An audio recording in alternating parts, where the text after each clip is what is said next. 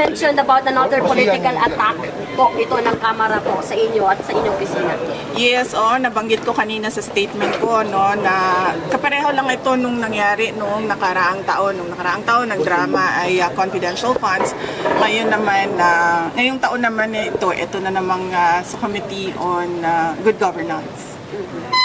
Ma'am, you did not take an oath po during your intro kanina. Yes, rightly so. Kasi nagpadala sila ng rules at pinag-aralan ko yung rules nila. Nakalagay doon sa rules nila na witnesses lang yung mag-o-oath.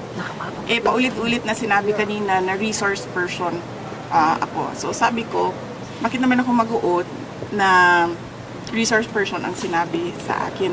Malaki po ang pinagkaiba ng witness saka resource person. Ma'am, may nabanggit kayong impeachment. Sabi niya ma'am, prelude na to sa Yeah.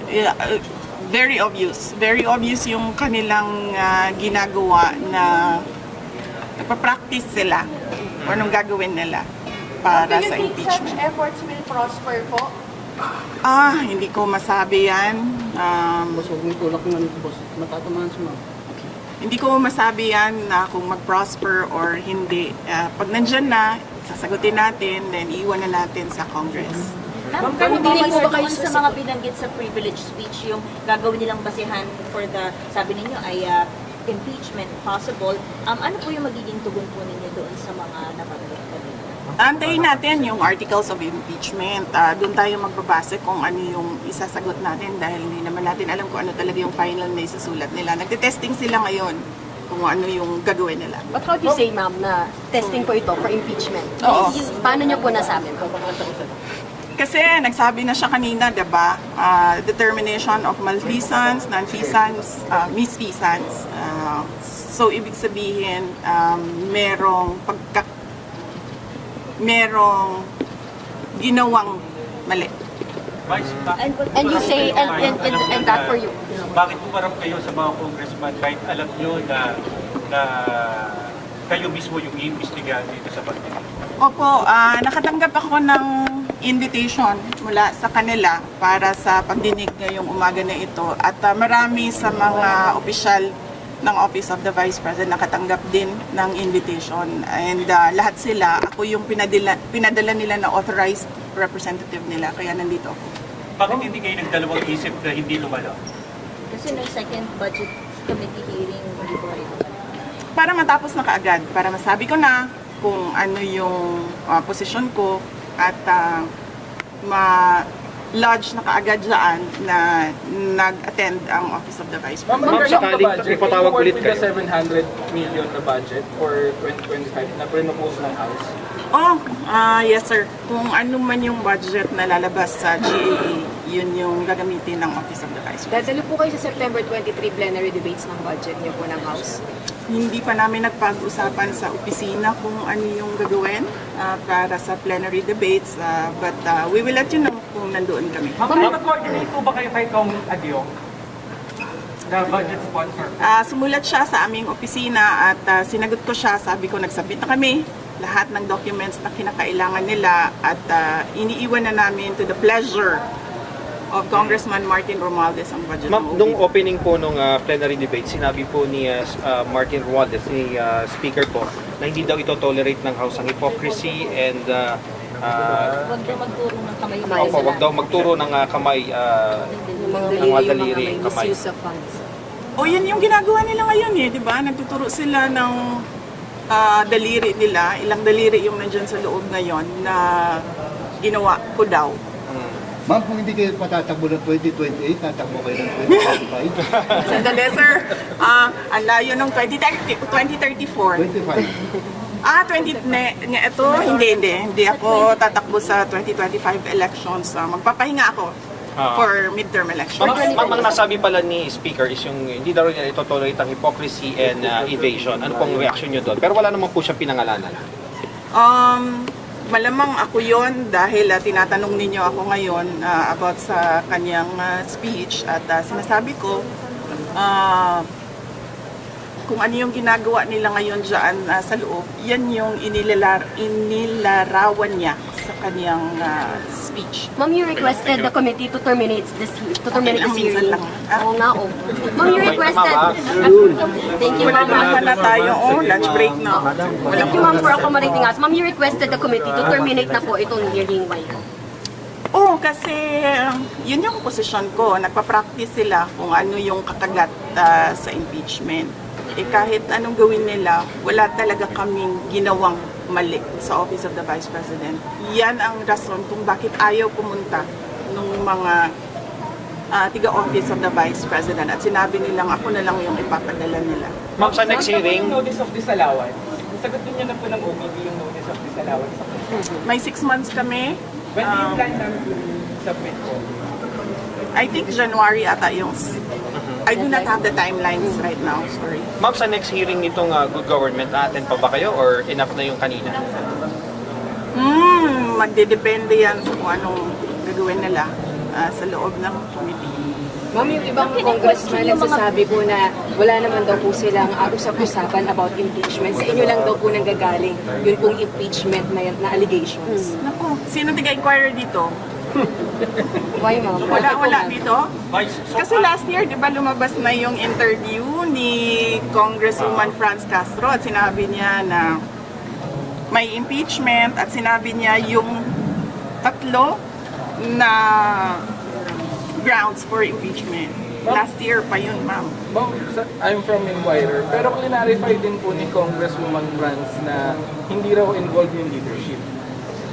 Sabi niya po, hindi raw involved yung leadership dun sa... Hindi naman kailangan kasi talaga involved yung leadership. So bakit siya nagdi-deny? It's enough na pinag-uusapan ng mga members of the House of Representatives ang impeachment. Hindi naman kailangan involved ang leadership. Pero ano sinasabi ng mga kaibigan nyo? Ongoing pa rin ba yung usapan sa impeachment? O paano ba? Ano sinasabi sa inyo ng mga close friend nyo dito sa House? Ang sinasabi sa akin ng mga tiga Mindanao, ang sinasabi sa akin ng mga tiga Mindanao ay pinag-uusapan talaga ang impeachment. At kapag tinatanong sila kung anong mangyayari sa 2028, ang sinasabi nila si Speaker Martin Romualdez daw ang candidate for 2028. Ma'am, Si amid all... President Marcos, nagkausap na ba ulit kayo amid sa mga nangyayari na ito? Wala. Hindi naman kasi kami talaga nagkausap niyan. Hindi kami magkaibigan. Unang-una, nagkakilala lang kami dahil naging running mate kami. So, bago pa man kami naging running mates, hindi na kami nag-uusap. Nagkausap lang kami during campaign at dahil sa trabaho noon. Banda ngayon, hindi na kami Pero nag-uusap. kailan po yung last na Ang kaibigan ko talaga si Senator Amy Marcos. Kilala niya ako since 2012. Pero ma'am, kailan po yung last na pag-usap niyo po ng Nung nag-tender ako ng resignation, yun yung last na nagkausap kami ni President Ma'am, do you Marcos. think kung si President Marcos magsalita para sa inyo on behalf of you, baka maayos kaya itong nangyayari dito sa Kongreso? Alam nyo, kasi madami hindi nakakilala sa akin, pero mag-share ako konti ng ugali ko. Hindi ako humihingi ng tulong. Alam yan ng tatay ko, naging mayor siya, naging president siya. Hindi ako humihingi ng tulong talaga. Kaya nga kanina kung nakita ninyo, kung nakita ninyo, lumapit ako kay Congresswoman Gloria Arroyo. Sinabihan ko siya, ma'am, huwag ka na magpa-stress. Dahil dito sa ginagawa nila sa akin, kaya ko ito. Don't stress yourself about it. Yan din ang sinabi ko kay Congressman Marcoleta. Ma'am, sa gitna po ng lahat ng ito, how are you po? How do you feel about what's happening right now? And you mentioning even about the impeachment complaint or possible. Iniisip ko lang na kapartihan ng journey ko as a government official, yung lahat ng nangyayari ngayon. Ma'am, sa tingin niyo po may hand si PBBM sa nangyayari ngayon dito sa Congress? Actions against you and the Duterte family. Sa tingin niyo may hand si Pangulo? Ma'am, hindi ko sagutin yan kasi sarcastic yung sagot ko dyan. Next. So, kumusta si Presidente Duterte? Kumusta yung mga advice niya sa inyo sa nangyayari ngayon na Bibi? Okay naman ata siya. Hindi kami nagkakausap ni former President Rodrigo Duterte, pero sinasabihan ko lagi yung mga nakapalibot sa kanya, nasabihan siya na huwag pa-stress sa nangyayari. Tulad ng sinabi ko din kay Ma'am GMA kanina. Ma'am, may regrets ba kayo na sumama kayo sa Unity kasama si President Marcos? Medyo mahaba kasi yan eh. It needs a sit down. Sit down tayo, ma'am. Wala na, ma'am. Opo kaya. Anyways. May basihan ba yung sinasabi niyo na this is targeted para sa 2028, hindi kayo iboto ng mga tao? May basihan ba yun? May plano na ba kayo sa 2028, ma'am? O siya ang nagsabi. Yung Pero kayo ba? sino yun? Privileged speech. Yes, yung nag-privileged speech. Siya yung nagsabi Pero kayo, ma'am? na huwag pagkatiwalaan. Yan ba yung gusto or nag-aambisyon mag-presidente? Siya yung nagsabi. Pero kayo, ma'am, wala Pero kayo ba, tatakbo ba kayo 2028? Noong 2019, tinanong ninyo ako kung tatakbo ako sa... Noong 2017, tinanong ninyo ako kung tatakbo ako sa 2019. Tama ba ito?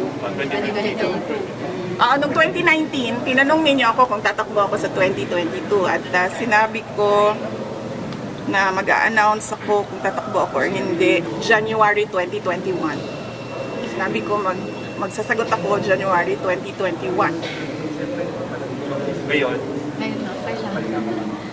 Sa ngayon, this very minute, magsasabi ako kung tatakbo ako sa fourth quarter ng 2026. 2026. VP, sorry to ask this question. Nagsisisi po ba kayo hindi nyo sinunod yung payo ng tatay nyo about sa pagtakbo? Hindi nyo That is a very good question. It needs a sit down. Bibigyan kita ng pakonti ngayon. Naririnig nyo si PRD, di ba ngayon? Nagsasabi siya, huwag ka tumakbo president. Ngayon, sinasabi niya, yan din ang sinabi niya noong 2021. Huwag ka tumakbong president. Kasi nanggaling na ako dyan, sabi niya, hindi siya madali na trabaho. Maawa ako sa iyo. He never said na run for president. Pero ma'am, never again na po kayo to team with the Marcos. May sasabihin pa si Ma'am, sorry. Yes, I am. Pero ma'am, mga never again na to team with the Marcoses. Never again. Why, ma'am? Sit down tayo. Sige, ma'am. Kailan niyo gusto, ma'am? sa baba po yun? Sa baba, ma'am. Ma'am, last question na lang. You kind of turned emotional when we asked you kamusta ka na kanina and you not asking for help to anyone, even kay CGMA, kay Kung Ma'am. makikita niyo, di ba, kahit asawa ko wala siya dito. Hindi ako tao na humihingi ng tulong. Sinabihan ko lang yung asawa ko kanina, sabi ko, maganda ka lang. Kasi sabi niya magluto ako, sabi ko, okay, sige magluto ka lang for dinner. Sit down natin, ma'am.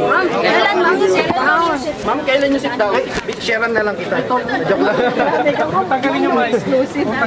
Ma'am, sharean ko sila. Ayusin namin. Ayusin namin. Salamat po.